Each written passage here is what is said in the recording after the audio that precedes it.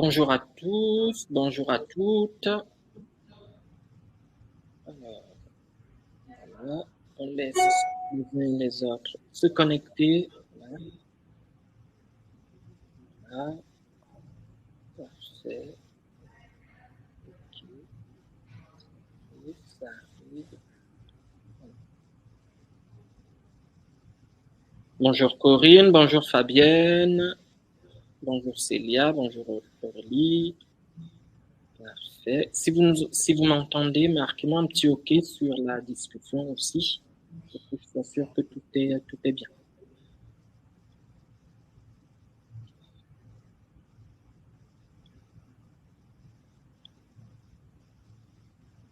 Ok, parfait. Les nickel. Ok, on a déjà une trentaine. Voilà, quelques petites secondes pour se connecter ici.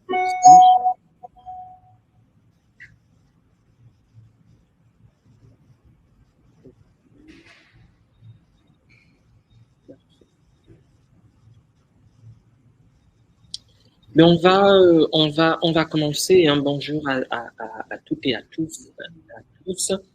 Nous sommes ravis de vous retrouver sur ce premier webinaire thématique de l'année. Pour ceux qui ne nous connaissent pas, j'espère que je suis le directeur des opérations sur Alform. Tout d'abord, au nom de l'ensemble de l'équipe d'Alform, recevez tous nos vœux de santé et de réussite pour la nouvelle année. Aujourd'hui, nous retrouvons sur ce webinaire dédié à l'utilisation de la cryothérapie en post-opératoire des chirurgies orthopédiques en médecine vétérinaire et humaine. L'objectif sera de présenter les pratiques cliniques de la cryothérapie, mais aussi de partager avec vous les dernières avancées et les preuves scientifiques qui attestent effectivement l'efficacité de la cryothérapie et expliquer les mécanismes d'action. Donc, pour ce faire, nous avons le privilège d'avoir avec nous deux experts de renom, le docteur Alexandre Caron et le docteur Alexandre Hardy. Donc, on aura deux Alexandres pour nous tout seuls ce midi. Le docteur Alexandre Caron, vous êtes vétérinaire, vous avez obtenu votre diplôme en 2008 à l'École nationale vétérinaire de Nantes. Vous avez effectué votre internat à l'UNVA, à la clinique des animaux de compagnie. Vous avez ensuite poursuivi votre formation en Angleterre dans le domaine de la chirurgie orthopédique et neurologique des animaux de compagnie, ce qui vous a permis par la suite d'obtenir votre board européen de spécialistes en chirurgie des petits animaux en 2015. Vos domaines de compétences sont donc la chirurgie orthopédique et neurologique, l'arthroscopie et la médecine sportive vétérinaire. Vous portez un intérêt particulier à la physiothérapie et la rééducation fonctionnelle dans le cadre de votre de vos chirurgies et aussi de la médecine sportive. Vous avez beaucoup de publications. Je partagerai par la suite quelques-unes de vos récentes publications que nos participants puissent aller les voir. Pendant 6 ans, vous avez été chirurgien senior au CHV Atlantia à Nantes et aujourd'hui, vous exercez à Triovet, un projet collectif que vous avez lancé en 2020 vous avez lancé avec vos confrères, vos consoeurs. Le but était de créer une structure multidisciplinaire pour offrir les meilleurs soins possibles à vos patients. Si je ne m'abuse, le docteur Caron, vous êtes membre du comité scientifique du groupe d'études en chirurgie orthopédique vétérinaire et membre du groupe d'études en chirurgie générale de la VAC. Et vous êtes également membre de l'European Society of Veterinary Orthopedics and Traumatology. Ça, c'est pour notre premier Alexandre. Quant à vous, le docteur Hardy, vous êtes très reconnu aussi dans votre domaine. Vous êtes chirurgien orthopédiste exerçant à la clinique du sport à Paris, un établissement très réputé pour ses soins spécialisés en orthopédie et médecine sportive. En parallèle, vous êtes responsable de recherche clinique à l'hôpital Ambroise Paré à Boulogne, en région parisienne. Dans ce cadre, vous dirigez plusieurs projets de recherche. Cette double casquette de praticien et de chercheur vous permet de combiner votre expertise clinique pour une perspective de recherche pour améliorer les soins de vos patients. Pareil, vous avez publié énormément sur ces questions. Je partagerai vos récentes publications aussi avec le public juste après, notamment celle que vous avez faite dans la revue orthopédique en climatologie, Surgery and Research. Sans plus tarder, docteur Alexandre Caron et docteur Hardy, je vais vous laisser la parole pour vous nous dérouler ce thème. On va débuter par vous, docteur Caron, et puis le docteur Hardy prendra la parole juste après. Merci encore. Super. Merci Bertrand pour la présentation. Bonjour à tous. Je vais vous démarrer la présentation. Normalement, c'est tout bon. Vous voyez mon écran? Bertrand, c'est bon? C'est parfait. Bon, parfait. Donc, je vais commencer sur la présentation de l'utilisation et de l'intérêt de la cryothérapie en post-opératoire de chirurgie orthopédique pour la partie vétérinaire. Et puis le docteur Hardy prendra le relais ensuite pour la partie purement humaine et puis les données qui peuvent en découler.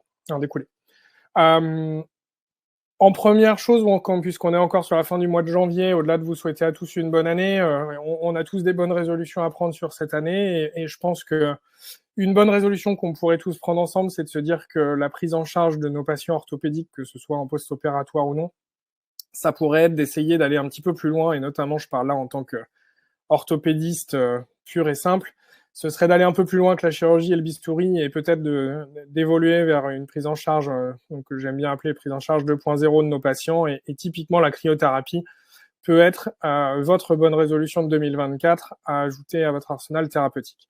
Alors le but de la cryothérapie, c'est tout simplement par le biais du froid de retirer de l'énergie au tissu et notamment au tissu mou sous la forme de chaleur. Et on va voir dans quelle mesure est-ce que ça, d'un point de vue cellulaire, ça peut avoir un intérêt. Alors je vais rappeler très vite que tout ça doit s'inscrire évidemment dans une prise en charge complètement multimodale. C'est-à-dire que bien évidemment, ça ne va pas remplacer ce que vous faites déjà. Et si on prend l'exemple d'une TPLO, l'exemple typique en médecine vétérinaire et en chirurgie vétérinaire orthopédique, ça va sûrement pas remplacer les anti-inflammatoires post-opératoires, la péridurale en périopératoire, et puis ça peut s'ajouter à d'autres stratégies périopératoires. La cryothérapie est intéressante, mais elle n'a absolument pas vocation à remplacer tout le reste de ce que vous pouvez mettre en place. Alors la physiologie rapidement de la cryothérapie, comment ça fonctionne, je vais vous résumer ça par la suite dans un petit schéma un peu plus clair, mais globalement le principe c'est que par vasoconstriction vous allez diminuer l'afflux sanguin. En médecine humaine ça a été mesuré et on a effectivement bien une diminution du flux sanguin qui soit artériel ou veineux au niveau des tissus. Et de par cette action-là, on va avoir une diminution du métabolisme cellulaire, une diminution de l'utilisation d'oxygène, on peut avoir une diminution du spasme musculaire. Et chose intéressante également, ce qui peut expliquer que parfois, autour d'activités un peu traumatiques pour le muscle, il peut y avoir un intérêt de la cryothérapie. Il a été mesuré une diminution de l'apparition des créatines kinases dans le sang suite au traumatisme musculaire. Donc on a une diminution de ce traumatisme musculaire en lui-même grâce à la cryothérapie.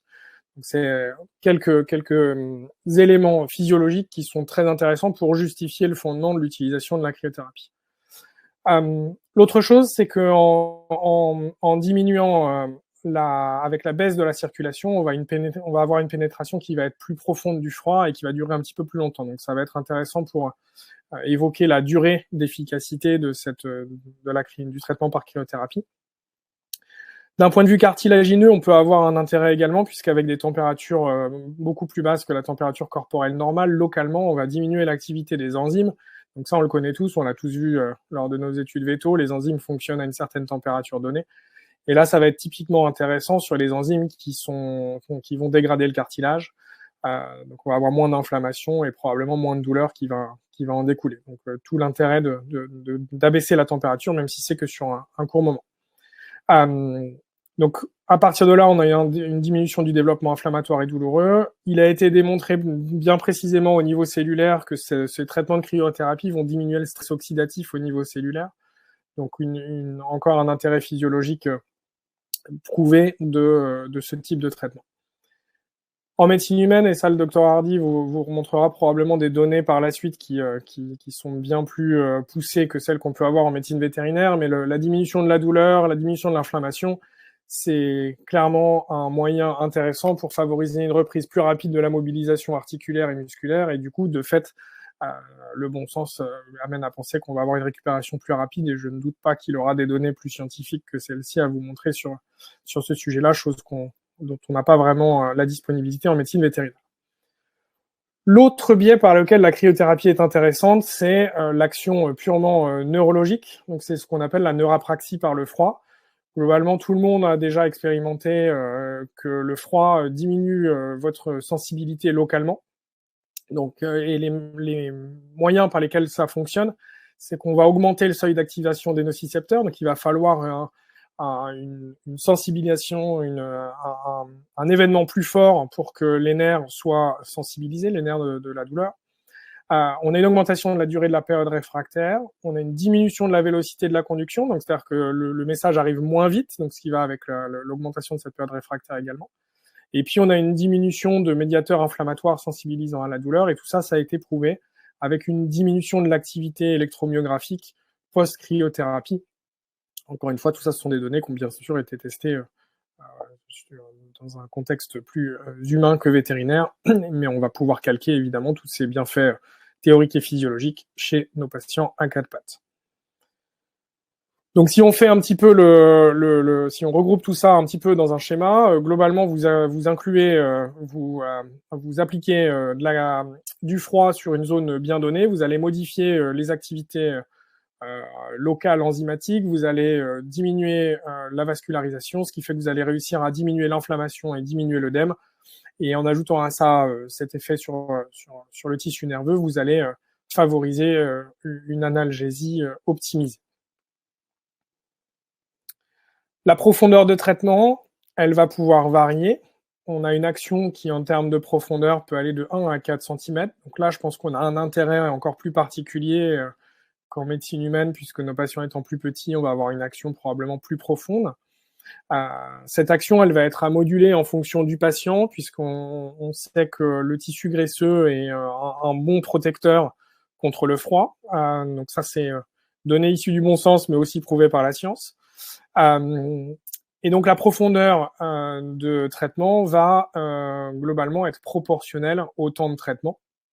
Il va de soi que pour avoir une efficacité plus intéressante en profondeur, il va falloir augmenter la durée de traitement. Donc globalement, on verra un petit peu ça après, mais une durée de 20 minutes pour 1 cm de profondeur chez le chien est un bon traitement. Et si on veut aller traiter un petit peu plus en profondeur, il faudra augmenter cette durée de traitement.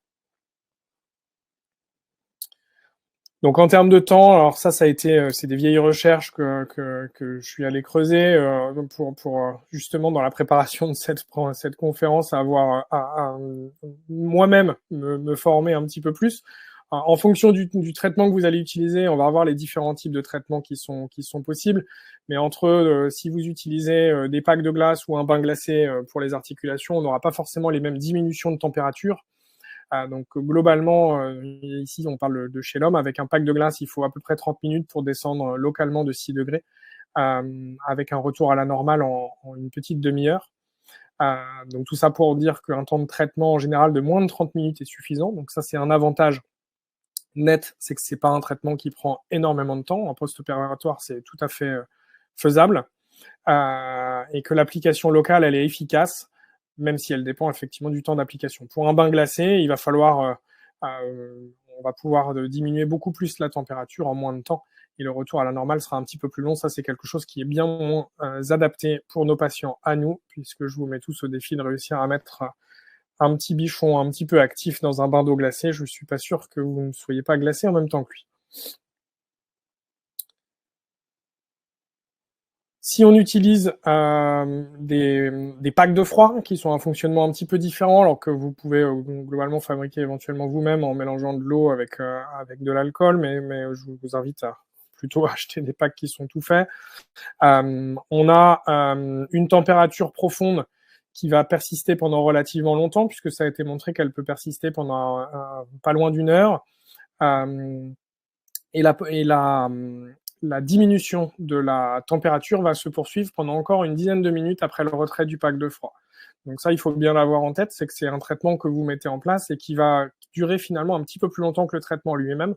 Donc ça peut être intéressant à discuter avec vos équipes quand vous mettez ces choses-là en place, c'est que le traitement, même s'il est court, a une durée d'efficacité au final un petit peu plus longue que le temps d'application du froid en lui-même, tout simplement parce qu'avec un flot sanguin diminué, il va y avoir une modification locale de toute la circulation et de tout le métabolisme qui va mettre un petit peu de temps avant de revenir à la normale par la suite. Sur le muscle, les intérêts qui ont été montrés, c'est qu'on a une diminution du risque de syndrome compartimental. Alors, c'est pas quelque chose qu'on voit très couramment en médecine vétérinaire, ou en tout cas quelque chose qu'on a du mal à identifier et à diagnostiquer très précocement. Donc, je suis pas sûr que ce soit une indication qui sera vraiment passionnante pour nous. En revanche, il a été montré que ça permet de réduire d'un point de vue musculaire la zone lésionnelle. Donc, typiquement, l'intérêt premier en cas de choc pour limiter la douleur et l'inflammation locale. Et puis, il a été montré que lors de traitements en physiothérapie, on peut avoir une augmentation temporaire à court terme de la puissance musculaire juste après la cryothérapie. Donc, en termes de travail, ça peut être quelque chose potentiellement intéressant lors de la phase de rééducation. En termes d'amplitude articulaire, c'est de la même manière. Il a été montré que ça permet d'augmenter la souplesse avec un traitement relativement court. Donc, si on a un traitement de physiothérapie à mettre en œuvre qui va se baser justement sur le regain de souplesse et les étirements, on peut avoir un intérêt finalement d'appliquer de la cryothérapie. Alors, il y aura toujours le débat, et je pense que ça pourrait être intéressant d'en discuter avec le docteur Hardy ensuite, mais le débat chaud versus froid, c'est, je pense, encore un débat sur lequel, dans lequel sur certaines situations, la réponse n'est pas forcément si claire que ça, à savoir qu'est-ce qui est le plus bénéfique et le plus intéressant. Donc, quand on fait la liste de tout ce qui est utilisable pour mettre en place un traitement de cryothérapie, en fonction de 3 vecteurs différents, soit vous pouvez diffuser le froid par conduction, par convection ou par évaporation, vous aurez différents types de systèmes. Donc les packs de froid qui sont ni plus ni moins que, ou les packs de glace qui sont ni plus ni moins que l'équivalent de sacs de petits pois congelés, qui sont toujours bien évidemment utilisables. Le système le plus simple. Vous avez les packs de froid là à proprement parler qui contiennent des gels plus ou moins efficaces par rapport à la glace. Vous avez les bandages de glace qui en général ont tendance à se réchauffer rapidement, donc typiquement une serviette mouillée par exemple, une serviette glacée peut être utilisée. Donc vous avez des gels de glace, des gels de massage, donc ça peut ressembler à peu près aux glaces que vous donnez à vos enfants sur lesquelles vous pouvez pousser pour faire remonter au fur et à mesure qu'ils la mangent. Vous avez la même chose en termes de traitement de physio, de cryothérapie, donc des systèmes relativement simples, très rapidement accessibles. Et puis ensuite, vous avez des systèmes plus commercialisés et plus développés, comme les systèmes de compression et de cryothérapie, donc de la cryocompression que je vais vous montrer un petit peu après.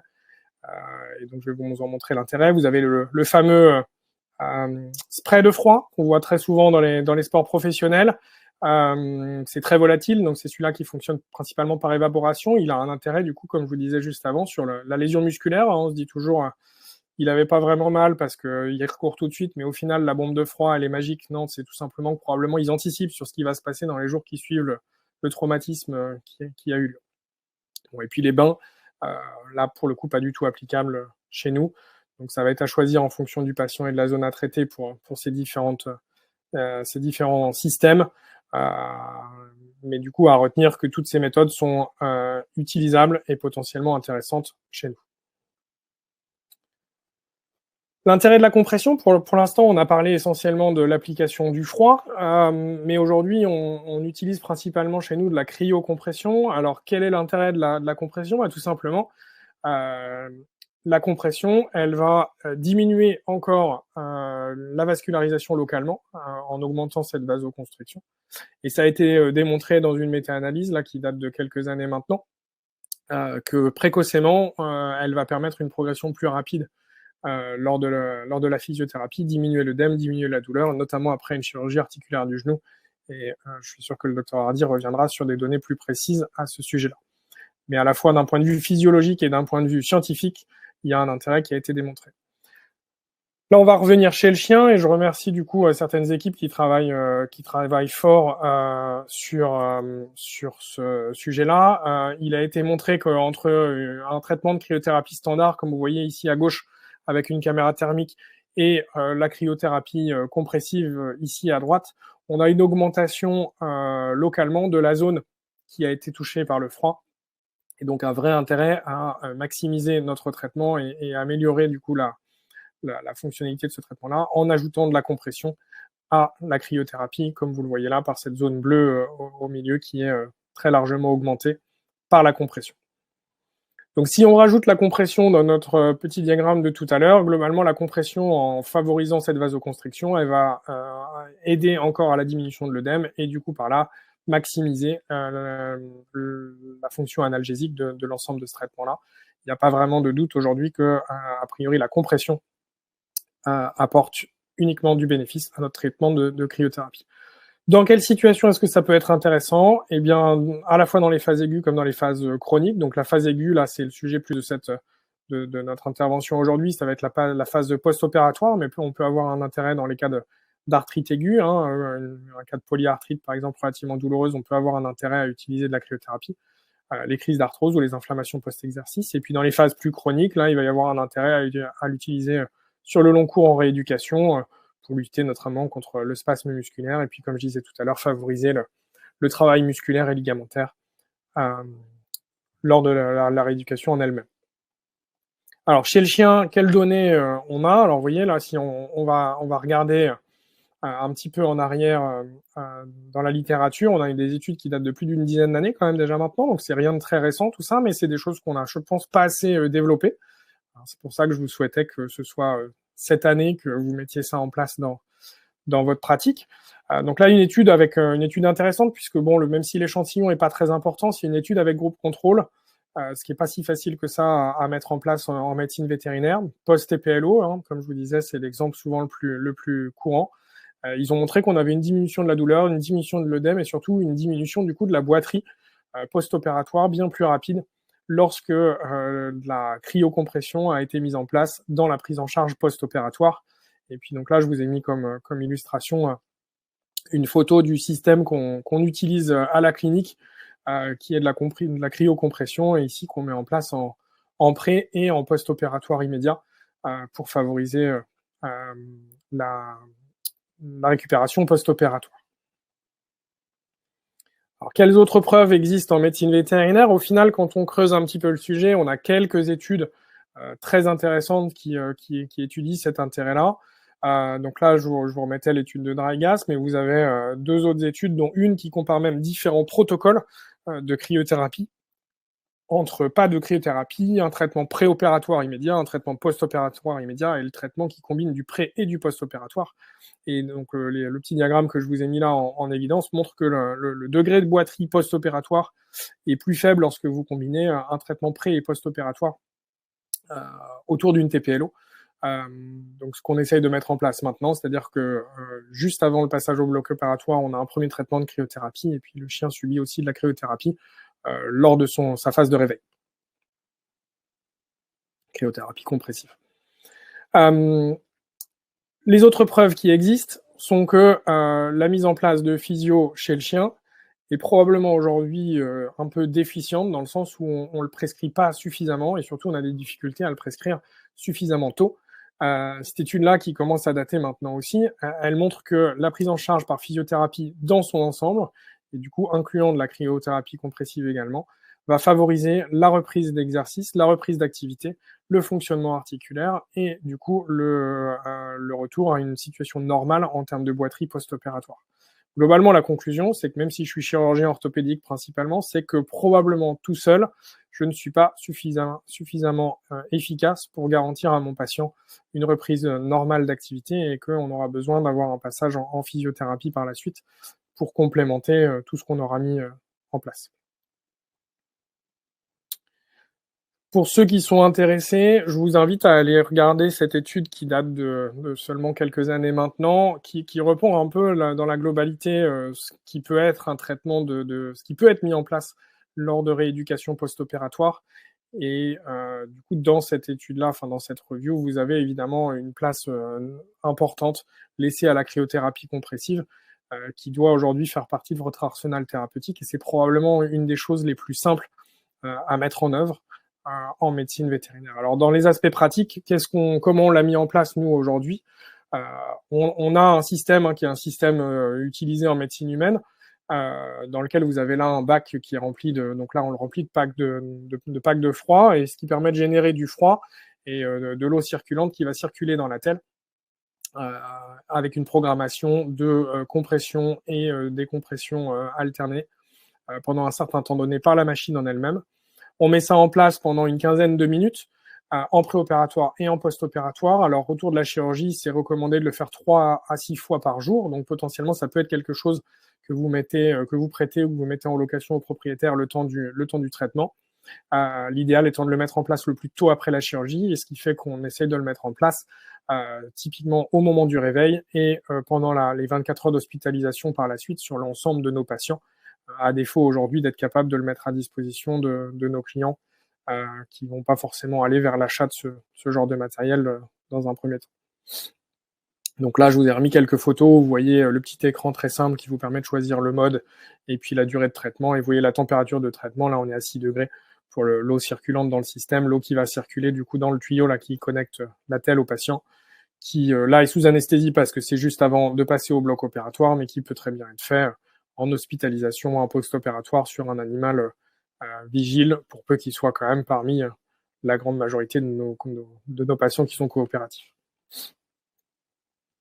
Vous avez d'autres systèmes. Donc ici, je vous ai montré un premier système qui était associé à une machine, mais vous avez d'autres systèmes qui peuvent fonctionner relativement manuellement. La différence, c'est que vous aurez une compression qui sera continue plutôt que discontinue. Donc ça, après, on pourrait discuter longuement de la discontinuité du traitement.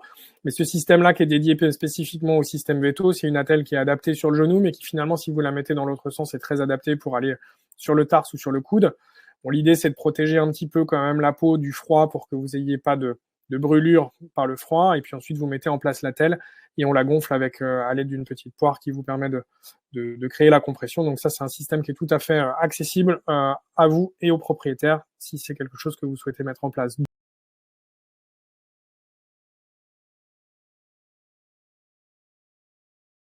Alors, quelques contre-indications, elles sont faibles. C'est là tout l'intérêt aussi de ce traitement-là, c'est qu'au final, le risque de complications et puis le risque les contre-indications sont quand même très très limitées. Donc, vous prenez pas beaucoup de risques à mettre en place ce traitement. Hein. Bien évidemment, il faut faire un peu attention si vous avez une plaie ou si vous avez un chien qui est tout petit. L'idée étant pas de faire descendre la température systémique très basse. Et puis, si on a des zones qui ont des nerfs relativement superficiels, typiquement, faites un peu attention sur les chiens très maigres autour du coude, par exemple. En termes de complications, faire attention au risque de plaie de brûlure par le froid. Donc ça, la solution étant d'appliquer un petit linge sur la peau directement avant d'appliquer le froid pour essayer de limiter le contact direct et la brûlure. L'hypothermie systémique, elle est relativement peu importante. Il a été montré qu'on a quand même un retour à une normothermie un petit peu différée lors de chirurgie du genou chez le chien après l'application de la cryothérapie. En pratique, c'est pas quelque chose qui nous pose de soucis criants. Donc pour conclure sur ma partie, d'un point de vue vétérinaire, on a un intérêt que je pense le docteur Hardy réitérera, antalgique, anti-inflammatoire, anti-œdémateux par hypothermie et compression locale. Ce qu'il faut retenir, c'est que vous allez avoir une température cutanée qui va descendre relativement bas et qui va persister pendant environ 45 à 60 minutes chez le chien, avec un traitement qui dure une quinzaine de minutes. Donc quelque chose qui est tout à fait faisable dans le temps imparti qu'on a pour nos patients en post-opératoire immédiat. Donc, en 2024, on ne peut, à mon sens, difficilement se passer de la cryothérapie, puisque c'est facile à mettre en œuvre. Et je pense qu'il serait une erreur aujourd'hui d'imaginer qu'on peut s'arrêter à l'acte chirurgical pour espérer une récupération complète et la plus rapide possible. Donc je pense qu'il faut qu'on se pose la question, et nous les premiers en tant que chirurgiens, à quoi doit correspondre notre prise en charge globale du patient à partir de maintenant. Il y a des preuves scientifiques d'efficacité de la cryothérapie et en l'absence d'effets secondaires notables et risqués, je pense que c'est une chose à absolument mettre en œuvre aujourd'hui. Et donc maintenant, je vais laisser la parole au docteur Hardy pour la suite de la présentation sur le point de vue et la partie humaine. Merci, docteur Caron.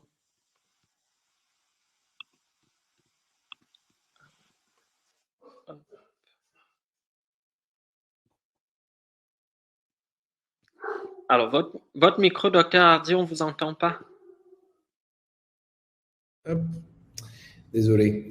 Donc moi, je suis le docteur Hardy, je suis chirurgien orthopédiste, mais justement chez les humains et pas chez les animaux. Mais on va voir que finalement, la problématique reste sensiblement la même. Donc, j'ai pas de conflit d'intérêt relatif à cette présentation. Donc, quand on m'a proposé cette présentation, ça a été plutôt sympa pour moi parce qu'on a justement fait un papier qui a été accepté dans l'Open Journal of Sports Medicine, où justement on s'est intéressé aux intérêts de la cryothérapie donc, dans les articulations autres que le genou, parce que c'est assez bien documenté dans le genou, on le verra après. Donc, quels sont les intérêts donc, de cette cryothérapie dans les articulations qui ne sont pas le genou? L'utilisation de la cryothérapie chez l'humain, elle remonte déjà à bien longtemps. Elle est décrite chez les Égyptiens, mais également chez Hippocrate, qui notait les bénéfices du froid pour réduire l'enflure des articulations douloureuses. Donc, ça fait quand même un bout de temps qu'on sait que cette cryothérapie, elle peut avoir un intérêt. Depuis quelques années, on connaît les mécanismes sous-jacents qu'Alexandre a déjà bien décrits. Ça va diminuer du coup le métabolisme des cellules et diminuer l'inflammation. Ça a un effet sur la douleur avec effectivement une diminution de la sensibilité des terminaisons nerveuses libres et un ralentissement de l'activité synaptique qui va donc freiner la détection de la douleur et augmenter également le seuil de déclenchement de ces récepteurs de la douleur. On va avoir une réduction de l'œdème par une vasoconstriction locale prolongée et c'est ces mécanismes-là qui vont nous permettre d'avoir tous ces bénéfices dont on va se servir en post-opératoire. En orthopédie, son utilisation est relativement courante, principalement dans la chirurgie de la colonne vertébrale, dans la chirurgie reconstructrice et dans la chirurgie arthroscopique. Elle est très bien documentée dans le genou, il y a plusieurs études qui l'évaluent, mais les connaissances sont un peu plus limitées pour les autres articulations du corps humain. Les facteurs qui influencent l'efficacité de cette cryothérapie, ça va être la température, parce qu'effectivement, Alexandre a commencé à l'évoquer, il faut définir des seuils de température pour avoir une efficacité optimale. Ça va avoir un impact sur la vitesse de guérison et la préservation musculaire. Il va falloir ne pas négliger les traitements analgésiques complémentaires. En effet, il va y avoir une interaction entre la cryothérapie et les différents analgésiques qu'on va pouvoir mettre en place, notamment les blocs nerveux. Et il y a la question de la modalité de la cryothérapie, dont Alexandre a également parlé. On se rend compte qu'il y a vraiment beaucoup de passerelles entre l'humain et l'animal, à savoir, est-ce qu'on s'oriente vers une cryothérapie traditionnelle ou une cryothérapie avec compression? Est-ce qu'on a recours à de la compression statique ou de la compression dynamique ou intermittente? L'objectif du coup de notre étude était de définir du coup l'effet de la cryothérapie dans la gestion post-opératoire des pathologies articulaires en dehors du genou, évaluation donc de l'impact de cette cryothérapie sur les douleurs post-opératoires, la consommation d'analgésiques, l'œdème et la perte de sang. Et l'hypothèse, elle était de façon assez logique que cette cryothérapie aurait donc des effets bénéfiques dans les autres articulations autres que le genou. Donc la méthodologie, on a fait ce qu'on appelle une revue systématique de littérature. Donc il y a des critères pour réaliser ces revues systématiques qui se basent sur la méthodologie PRISMA, qui a été décrite en 2020. Les critères d'éligibilité, il s'agissait tout le temps d'études comparatives, donc qui comparaient deux modalités de cryothérapie ou une cryothérapie versus absence de cryothérapie. Donc pour toutes les articulations en dehors du genou, et on s'est servi de toutes les bases de recherche avec quand même Medline, Prospero, Clinical Trials, etc. Les critères de jugement principal, c'était le niveau de douleur et la consommation d'antalgiques, et on a pris comme critère de jugement secondaire l'œdème et les pertes de sang post-opératoires. Concernant les résultats, on a eu un peu plus de 6500 études qui étaient éligibles à la première lecture. Ensuite, on a fait un screening en fonction des articles, puis en fonction des abstracts, et ensuite en fonction de l'ensemble de l'article pour finalement analyser 22 études. On a utilisé la technique ROB, donc Risk of Bias Assessment, qui permet d'évaluer le risque de biais lié à l'étude, et on s'apercevait qu'il y avait finalement assez peu d'études avec des forts risques de biais, donc on était plutôt content de ça. Ensuite, on a évalué donc le nombre d'études en fonction des articulations. On s'est aperçu que l'épaule était l'articulation la plus étudiée, avec 6 études impliquant 311 patients, ce qui ne paraît pas particulièrement surprenant pour le membre supérieur, dans le sens où c'est une articulation où il y a beaucoup de chirurgie arthroscopique, et comme je vous l'ai dit, les arthroscopeurs sont particulièrement sensibles à cette problématique de la cryothérapie. Le poignet et la main regroupaient 4 études, et le coude était seulement étudié dans une seule étude. Concernant le membre inférieur, la hanche était l'articulation la plus étudiée, avec comme star, entre guillemets, le remplacement de l'articulation avec une prothèse totale de hanche, et le pied et la cheville étaient seulement évalués dans 4 études. Donc, concernant les résultats sur la douleur, la douleur était étudiée dans toutes les études sauf 2. La période d'évaluation portait principalement sur le préopératoire et jusqu'à 3 mois en post-opératoire. 9 études, donc 45%, ont montré une diminution significative de la douleur lors de l'utilisation de la cryothérapie à un ou plusieurs points temporels en post-opératoire. Alors, j'attire votre attention, donc comme vous pouvez le voir sur le graphe, je ne sais pas si vous voyez ma souris, mais bon, c'est pas très grave. Vous voyez, donc, quand il y a les petits p inférieurs à 0,05, donc c'est les études où il y avait une différence significative. Vous voyez que même les études où il n'y avait pas de différence significative, il y avait quand même une tendance, dans le sens à avoir un meilleur contrôle de la douleur en post-opératoire dans le groupe cryothérapie, et probablement une absence de différence significative par un défaut de puissance. Voilà, donc dans la cheville et le pied, ça avait été évalué dans les fractures du calcanéum et les fractures de la cheville et de l'arrière-pied, avec de la même manière, une fois une différence significative, mais dans l'autre article sans différence significative, toujours une tendance, vous avez vu, avec toujours des EVA moyennes dans le groupe contrôle plus élevées que dans le groupe cryothérapie. Et c'est ça, du coup, à mon sens, qu'il faut retenir de ces graphes, c'est que même si dans certaines études, on ne retrouve pas de différence significative, c'est la plupart du temps par un défaut de puissance et donc un nombre de patients inclus insuffisant. Mais on a toujours cette tendance à avoir un meilleur contrôle de l'EVA dans le groupe avec la cryothérapie. Pareil dans le coude et le poignet, vous voyez toujours la même tendance, parfois significative, parfois non, d'un meilleur contrôle de la douleur en cas d'ajout de la cryothérapie. Concernant la chirurgie de la hanche, cela permettait de réduire significativement la prise d'antalgiques en post-opératoire. Et alors, c'est le seul inconvénient retrouvé dans les études, et c'est dans une étude justement sur la chirurgie de la hanche avec une population relativement âgée qui notait quand même la présence d'une augmentation du risque de confusion en post-opératoire par l'adjonction de cryothérapie, notamment dans le cadre de fractures du col du fémur. Donc on sait que c'est des populations qui sont très très à risque d'avoir des confusions en post-opératoire, notamment après une anesthésie générale chez des patients âgés. Et il est quand même à noter chez ces populations, on va dire fragiles, que l'adjonction de la cryothérapie peut générer une confusion évidemment transitoire en post-opératoire. Pour la cheville et le pied, ça réduisait également significativement la prise dentalgique. Et pour la chirurgie de l'épaule, les résultats variaient avec certaines études qui montraient une réduction de la douleur, tandis que d'autres ne montraient pas d'amélioration significative.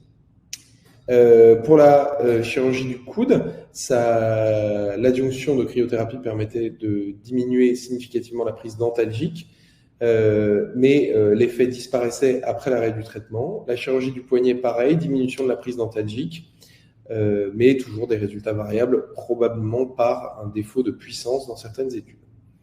Concernant donc les critères de jugement secondaire et notamment l'œdème, l'œdème avait été évalué dans 8 études avec des méthodes de mesure très variées. L'œdème, c'est pour ça aussi que c'est moins souvent rapporté, c'est parce que c'est quelque chose de plus difficile à évaluer. Donc on voit les différentes mesures utilisées. Mesure de la circonférence, de la distance entre deux points, une méthode de déplacement d'eau qui est plutôt ingénieuse, où on va en fait immerger le membre dans une bassine d'eau pour avoir une analyse volumique et non pas simplement circonférentielle. Voilà, ou donc simplement des circonférences de cheville ou de cuisse, enfin, voilà, plein de méthodes différentes.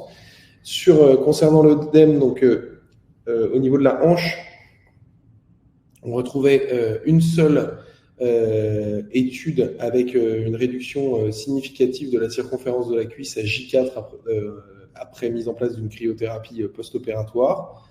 Pour les chevilles, la cryothérapie intermittente était supérieure à la cryothérapie statique, qui était elle-même supérieure au paquet de froid standard. Dans la deuxième étude, cryothérapie intermittente ne montrait pas de supériorité par rapport à la cryothérapie statique, mais restait supérieure au paquet de froid standard. Donc la cryothérapie semble réellement avoir un intérêt dans la diminution de l'œdème et possiblement que cette cryothérapie dynamique va être un peu supérieure à la cryothérapie statique. Pour la chirurgie de l'épaule, alors avec la limite que l'œdème au niveau de l'épaule, c'est très très compliqué à évaluer, parce que vous pouvez pas, c'est compliqué d'immerger une épaule dans une bassine et puis c'est compliqué de faire une circonférence d'épaule. Donc on ne retrouvait pas de différence statistiquement significative. Concernant la chirurgie du coude, on l'a dit déjà, peu d'études sur le VA et également peu d'études sur l'œdème. Concernant la chirurgie du poignet et de la main, on ne retrouvait pas de différence dans la première étude et une différence significative dans la deuxième étude concernant la chirurgie du canal carpien. Concernant les pertes de sang et la nécessité de transfuser les patients, dans la chirurgie de la hanche, on retrouvait une réduction significative dans la plupart des études, mais pas de différence dans les fractures du col du fémur. Je vous rappelle l'indication où il peut y avoir un risque de confusion, donc à user avec parcimonie. Concernant la chirurgie du coude, une seule étude, on ne retrouvait pas de différence, avec quand même la petite limite que la chirurgie du coude n'est pas une chirurgie où les pertes sanguines sont importantes, donc probablement effectivement peu de différence à attendre, et pas d'études dans les autres articulations. En conclusion, donc pour la chirurgie de la hanche, on retrouvait que la cryothérapie avait montré un avantage relativement constant dans tous les paramètres étudiés, avec comme principale indication donc la PTH, la fracture et les conflits fémoro-acétabulaires, et à noter, attention, à une augmentation notable de la consommation d'allopéridol dans le cas de fracture de la hanche, avec donc des risques de confusion en post-opératoire dans cette population particulièrement fragile. Concernant la chirurgie du poignet, 4 études qui ont montré des avantages variables selon la procédure.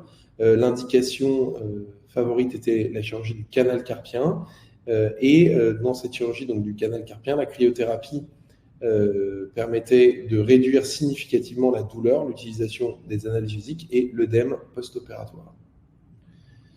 Voilà, concernant la chirurgie de la cheville, 4 études qui indiquent des avantages concernant la douleur et la consommation dentalgique. Les indications qui ont été évaluées, on en a parlé, c'est la fracture du calcanéum, la fracture de la cheville et de l'arrière-pied. La cryothérapie n'avait pas montré de méthode optimale, à savoir dynamique ou statique, pour résoudre l'œdème. Concernant la chirurgie du coude, donc on l'a dit, une seule étude, 59 patients, avec des avantages limités sur la douleur et sur la consommation nostalgique. Mais comme vous pouvez le voir, donc 59 patients, si vous les réduisez en 2 groupes, forcément, le risque de manquer de puissance est assez élevé. Concernant la chirurgie de l'épaule, preuve non consistante des avantages de la cryothérapie, notamment sur l'œdème et la douleur post-opératoire, donc encore à évaluer.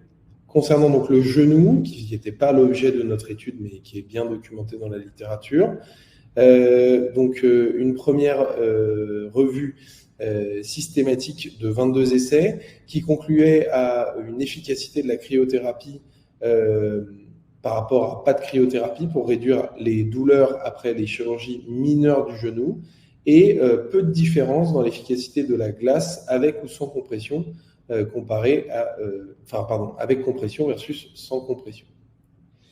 Après ligamentoplastie, donc le LCA, donc une indication où la cryothérapie est très fréquente, revue systématique de 10 essais de 573 patients en 2014 qui montrait une réduction significative de la douleur à 48 heures avec des dispositifs de compression froide, mais pas de différence dans le risque d'événements indésirables de risque d'événements indésirables entre cryothérapie et absence de traitement. Donc uniquement des effets bénéfiques dans la ligamentoplastie du croisé. Après prothèse totale de genou, une étude en 2023 qui montrait une diminution de la consommation d'opioïdes et des meilleurs résultats lors de la cryothérapie assistée par ordinateur versus sac de glace. Bon, ordinateur, c'est compression dynamique, hein, c'est pas vraiment un ordinateur. Voilà. Et une autre revue systématique, toujours sur les prothèses totales de genou, qui montrait également une diminution de la douleur observée. Donc, on en a parlé, Alexandre et moi. Importance donc des modalités appliquées. Donc, dans cette étude qu'on avait menée pareil en post-opératoire de LCA, on avait regardé 676 patients qui avaient eu une reconstruction du LCA et on avait montré qu'en fait la compression dynamique permettait une récupération des patients plus rapide. On s'était servi pour ça du critère du PASS, donc c'est ce qu'on appelle le Patient Acceptable Symptoms, c'est-à-dire en gros à partir de quand est-ce que les patients jugent être dans un état satisfaisant, et en gros c'est en gros un EVA 3 chez l'humain, et en gros c'est les patients, quand on leur mettait en place une cryothérapie compressive, et ben ils étaient dans un état, on va dire, acceptable plus rapidement que les patients qui n'en avaient pas eu. Donc, en conclusion, retenir que, comme le disait Alexandre, quasiment que des avantages à cette cryothérapie, avec quand même la toute petite particularité, je ne sais pas si c'est transposable à l'animal, mais des populations extrêmement fragiles où cette cryothérapie semble pouvoir être génératrice de confusion chez l'humain dans ces populations âgées et fragiles. Je vous remercie. Merci, Dr. Hardy. Merci. Merci à tous les deux pour ces présentations très complètes. Alors, je vais juste regarder. Vous avez répondu à une question sur et ensuite la réduction d'une luxation d'épaule. Je pense que vous en avez parlé. C'était une question de François. Alexandre, vous aviez une question aussi sur les enveloppes et vous avez répondu dans le chat.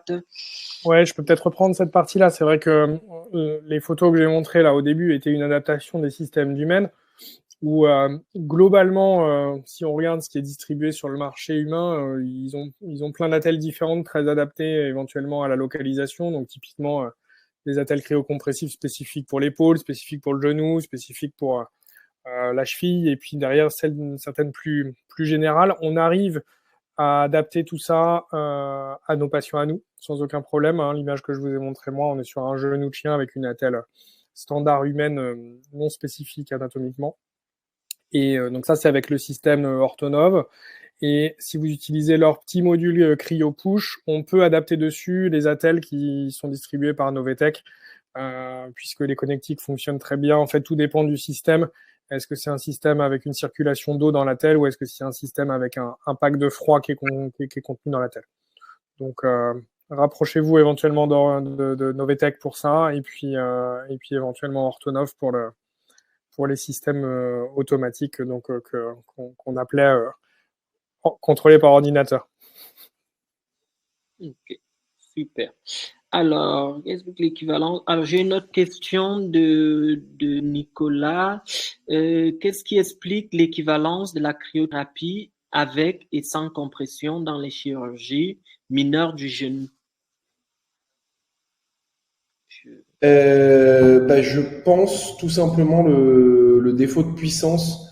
En fait, il faut bien voir, hein, que on en parlait notamment dans l'étude concernant le coude, pour montrer des différences, parce que c'est pas des différences non plus où on va diviser par 4 le VA en post-opératoire. Donc pour montrer une différence de 1 voire 2 points de l'EVA en post-opératoire, en fait, il faut tout de suite des énormes cohortes. Et donc, ce qui est difficile à mettre en place, donc je pense que c'est plutôt un problème de volume de cohorte que de réelle équivalence des deux systèmes. Merci. Enfin, je sais pas ce que tu en penses, Alexandre, mais enfin... Nous, oui, c'est sans doute une très bonne explication pour statistique. Après, nous, on n'a pas beaucoup de données, hein, tu sais, sur nos patients. Tu as vu l'étude que j'arrive à ressortir, on a 39 patients, c'est-à-dire que c'est celle où toi tu mentionnes que forcément on a une erreur de type 2 probablement derrière. Donc on est quand même plus limité, nous, pour pouvoir donner des vraies explications statistiques. Merci. Alors, je vais regarder, est-ce que j'ai d'autres questions? Ok. Non. Alors, je regarde. Pas d'autres questions? Alors, j'ai une question de Marie qui arrive. Bonjour, merci pour les présentations. J'ai une question concernant les cas de membres traumatisés avec des tissus nus très abîmés. La cryothérapie préopérative peut-elle permettre de diminuer l'œdème et les complications post-op ou au contraire risque-t-elle d'aggraver les lésions vasculaires? J'imagine que la question elle est dirigée à vous deux. Alors, d'un point de vue humain, je pense pas une bonne idée de mettre en place de la cryothérapie à partir du moment où il y a une effraction de l'enveloppe cutanée, quoi. En dehors de la cicatrice chirurgicale bien suturée, s'il y a une dermabrasion globale ou une perte de substance, en général, moi je ne mets pas en place de cryothérapie parce que effectivement, c'est dans ces cas-là où on peut avoir vraiment encore que chez l'humain c'est rare, mais c'est un peu plus compliqué de contrôler l'hypothermie induite, etc., quoi. Oui, mais du coup, alors moi, cette réponse déjà m'intéresse, la réponse que tu viens de faire, mais c'est vrai que c'est pas quelque chose qu'on met en place non plus chez nous dans ces cas-là. On a tendance à gérer médicalement et chirurgicalement tout ce qu'on a à gérer et puis à réfléchir à cette cryothérapie potentiellement en post-op, plus pour de la gestion de la douleur et sur une plaie suturée, quoi. Principalement en cas de plaie ouverte, c'est quelque chose que j'ai jamais fait. C'est très clair, merci. Alors, d'autres questions? Pendant que vous rédigez vos questions, juste vous dire que comme c'est le début de l'année, j'ai prévu moi de mon côté quelques belles. On lui a fait peur. Ah. Je pense qu'on a perdu Bertrand, du coup. Alors, non, c'est toujours la même question. Les membres traumatisés. Ah, Bertrand de retour. Oui, je suis de retour. Je suis de retour, désolé. Petite coupure de mon côté à moi. Alors, vous savez que nous organisons les formations en physiothérapie, donc ça, vous l'avez. Je vais vous faire passer notre offre du mois, hein, sur notre formation en physiothérapie. Allez-y. Vous avez évoqué tout à l'heure, hein, ce webinaire, il est organisé en collaboration avec Ortonov. Vous avez également une remise d'Ortonov que je vous fais passer. à l'écran, mais de toutes les façons, je vous enverrai également tout ça par email et vous aurez l'ensemble des éléments. Je regarde, est-ce que j'ai d'autres questions qui arrivent? Okay.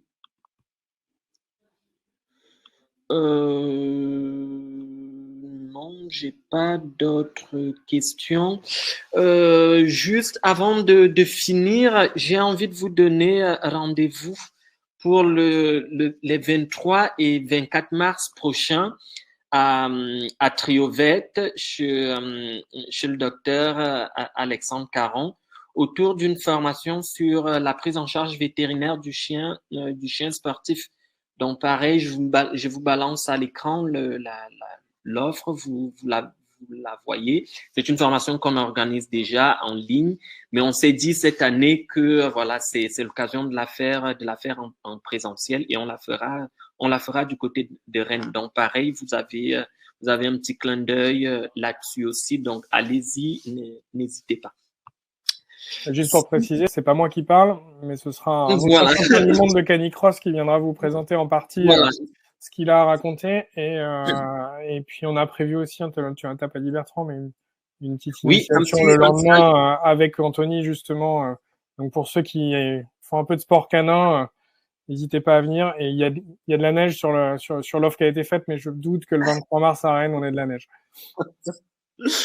Si ça se trouve. En tout cas, j'espère vous retrouver tous et toutes sur cette action de formation. Alors, je regarde, est-ce que j'ai une question? Non, j'ai pas de question, j'ai plutôt des remerciements. En tout cas, moi, je vous remercie, Alexandre Caron et Alexandre Hardy, pour votre gentillesse, votre sympathie de venir animer ce webinaire pour nous ce midi. Les participants, vous recevrez le replay d'ici 4 heures, je crois bien. Prochain webinaire le 26 mars. Là sera les résultats d'une étude expérimentale sur l'évaluation de l'impact de l'utilisation des harnais sur les chiens sportifs. Donc ça aussi, c'est super intéressant. C'est une étude qui a été faite par une jeune vétérinaire qui a soutenu sa thèse là il y a quelques mois à Nantes. Et donc, elle a la gentillesse de venir nous partager les résultats de ses travaux. Si c'est tout bon de votre côté, Alexandre Hardy, je vous remercie. Alexandre Caron, je vous remercie. Je remercie également notre partenaire Ortonov, Petnov pour la mise en relation. À vous tous, je souhaite un excellent après-midi et à très bientôt sur nos webinaires. Bon après-midi à chacun. Au revoir. Merci Bertrand, bon après-midi, à bientôt. À bientôt, au revoir.